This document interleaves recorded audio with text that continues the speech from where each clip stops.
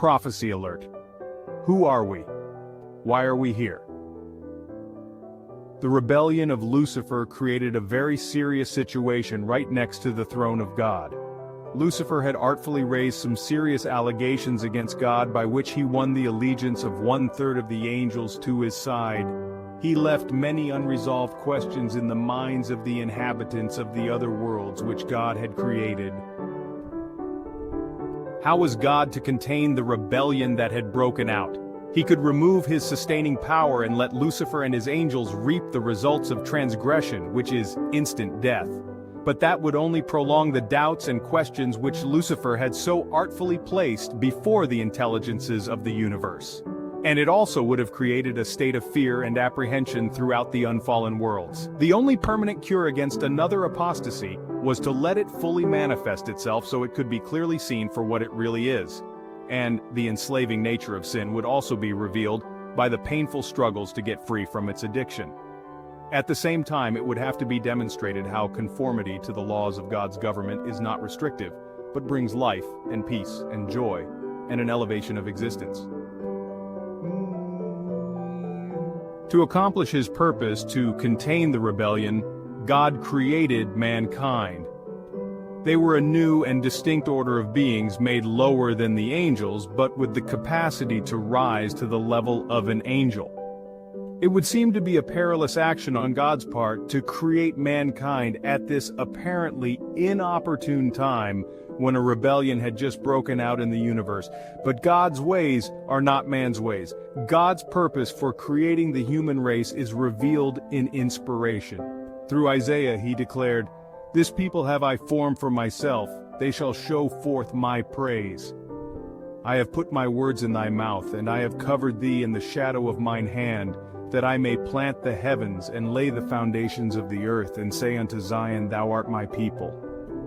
Human beings were created because they were needed to glorify and exonerate God and disprove the allegations which Lucifer had raised against him and the laws of his government. They were to play a vital role in establishing the heavens and the earth in eternal security. God created mankind as a lower order of being to that of an angel, and he had a purpose for that. Lucifer claimed that if the angels could be free from the laws that governed heavenly beings, they could rise to a higher sphere of existence. To disprove that false allegation, God would prove the opposite, that obedience to the laws of his government would elevate intelligent beings to a higher state of existence. Even though man was created a little lower than the angels and lower than the inhabitants of the other worlds, yet he was created with such a built-in capacity that through obedience to the divine laws, he would become elevated to the sphere of an angel. Christ told his disciples that in the resurrection, human beings would be like the angels of heaven. For in the resurrection, they neither marry nor are given in marriage, but are as the angels of God in heaven. Also in Zechariah we read, "He that is feeble among them at that day shall be as David, and the house of David shall be as God, as the angel of the Lord before them." If mankind would, through perfect conformity to the government of heaven, become elevated to be equal to the angels, it would be a testimony to the entire universe that God's laws are not restrictive, but conducive to the highest elevation of existence. That was God's original plan for the human race. Unfortunately, that plan received a tragic setback when Adam and Eve sided with Lucifer at the tree of knowledge of good and evil. Instead of vindicating their creator, they gave further backing to Lucifer's claims that God's laws were faulty and could not be perfectly obeyed.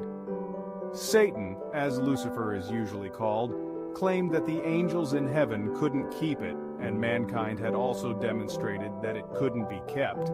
It seemed at that point that Satan had won the argument, and that the whole universe would be persuaded to unite with him in his plan to establish an alternate government to the government of heaven.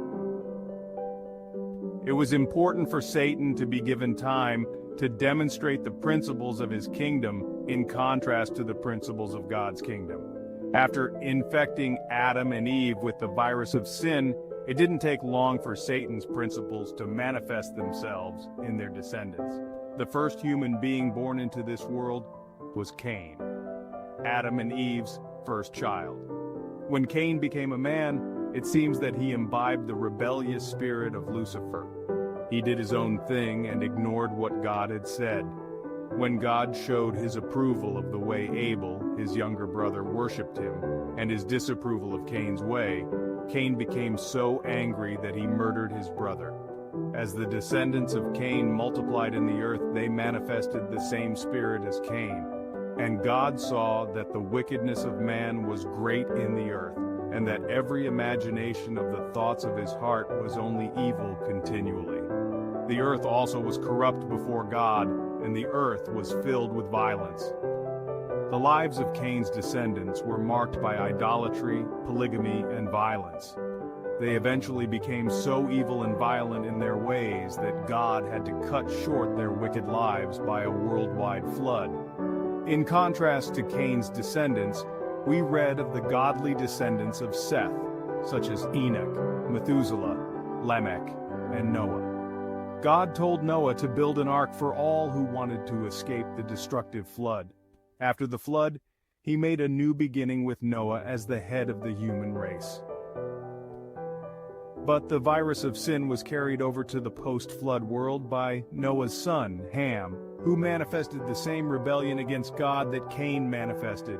It showed up a century after the flood when Ham's descendants built the Tower of Babel in defiance of God's instructions to Noah to be fruitful and bring forth abundantly in the earth and multiply therein. Their intent was to establish a world metropolis to keep the people from scattering throughout the earth. In order to cause the people to disperse, God confounded their language so that they could not accomplish the building of a great world metropolis in defiance of heaven. It is a sad fact that the vast majority of Earth's inhabitants have followed in the way of Cain even to modern times.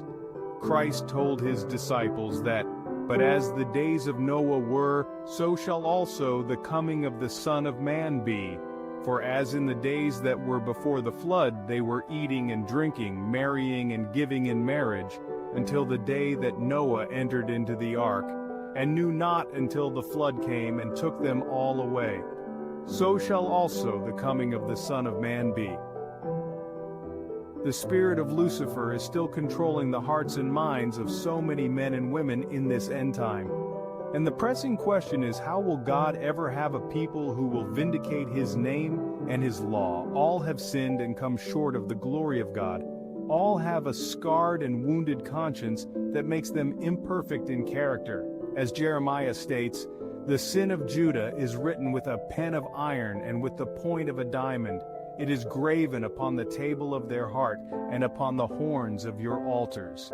Yet God has made a way that fallen humanity can, through the redemption provided, become free from all sin and fulfill his purpose to vindicate him and nullify all the allegations which Lucifer has brought against the government of heaven.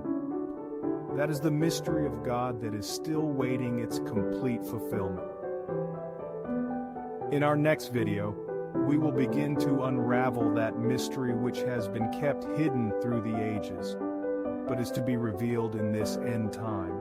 To access our videos and publications, visit our site at www.prophecyalert.org. Our scripts and brochures are available there to view or print as PDFs.